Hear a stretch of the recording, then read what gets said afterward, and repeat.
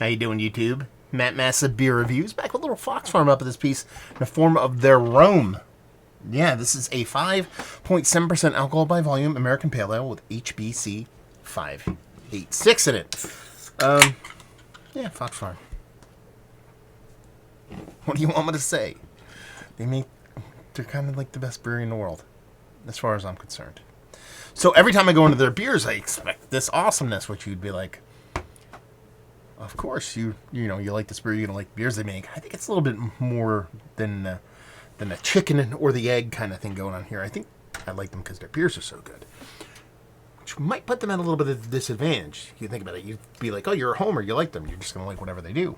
I think that's not the case. I think more often than not, even though we try to go into beer reviews, the people that do these kind of things as impartial as possible, I expect it to be great. I think that's a little bit harder hurdle to get over a little bit. Anyway, label-wise, it's what they do, and I dig it quite a bit. Beer-wise, pinky finger, soft haze, almost like saison level kind of haziness, and this nice crisp yet creamy, fluffy kind of head. Looks all the part of a nice little hazy pale. Let's get a nose. What is that? I mean, it's citrus, but there's something else to it. There's a little bit of, is it like a little pineapple-y? Pineapple-y. I think we're dealing with pineapple. Nothing too aggressive here. A little bit of soft, spritzy citrus, but more like a orange kind of grapefruit mixture, but there's this little sweetened version of, let's put it that way, an extra sweetened version of kind of a pineapple floating around in there. There's this soft little grassiness, but it's not that aggressive. This beer isn't that impactful on the nose. It's not 2x4 to the face, 5.7%. Not expecting a huge beer, but it smells nice. Smells pretty. Smells chuggable. Let's drink it. Cheers.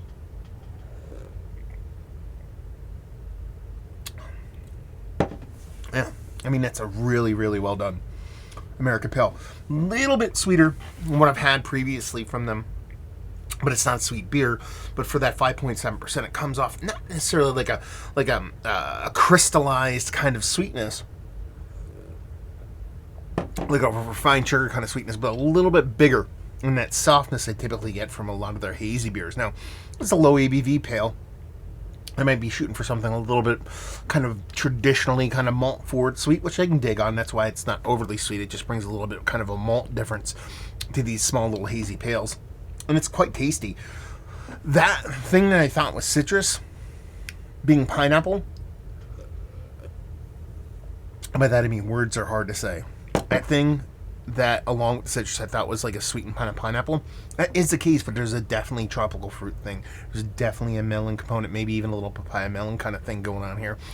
So that's probably more of what that is actually in the nose that I deciphered as a pineapple, but it really comes off as more of like tropical melon kind of thing. But again, there's a sweetness here, not overly sweet. That little bit of green grassy thing I got on the nose, it kind of follows through in the taste, but again, it's so much smaller than all the other bits and pieces, gets lost a little bit. There's a little bit of lingering bittering on the tongue, but it doesn't finish dry. It has that little bit of sweetness in the end. That's where that kind of added, kind of not necessarily like refined sugar kind of sweetness comes in, but it's something a bit more hard candy-ish, I guess you would say, which would be more of a refined sugar. So what the fuck am I talking about?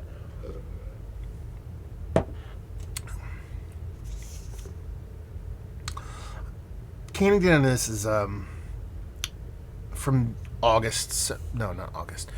January, February, March, April 2014. This is May the 6th, 2021. And it's not that old. It didn't exist back then. Basically, what I'm saying, it is absolutely less than a month old. There might be a slight dollop of oxidation on this beer. That's the only thing that kind of comes off a little bit different than all the other beers I've had from them. Doesn't really adversely affect the beer. I feel like there's a touch of it there. This is really tasty stuff. Really well done stuff. Is it one of the best low ABV hazies I've had as of late? Yes, in the conversation. Not Mount Rushmore status. Is it one of the better Fox Farm beers across the board that I've had? This would definitely be in a lower third. And it's not so much that this beer is not tasty. It is. I like it. I enjoy it quite a bit. It's all their stuff, kind of like what I said at the get. All their stuff is just amazing. for the most part that I have.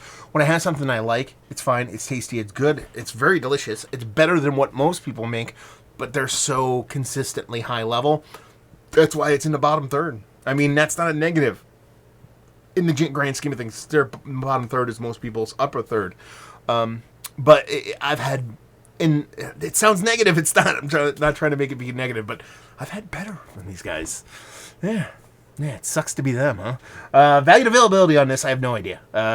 Mike, who gave me this, my boy Mike from Jersey, let me know what you paid for this and leave you with. If you like what we like this beer, if you like really well done, epically made, really tasty, hazy pales. Again, like I said, even though it seems like I'm coming off a little bit negative in this review, it's not so much negative, it's just so much I've had markedly better, even pales from these guys. So it's not so much that it's a bad beer, it's just, it's really good.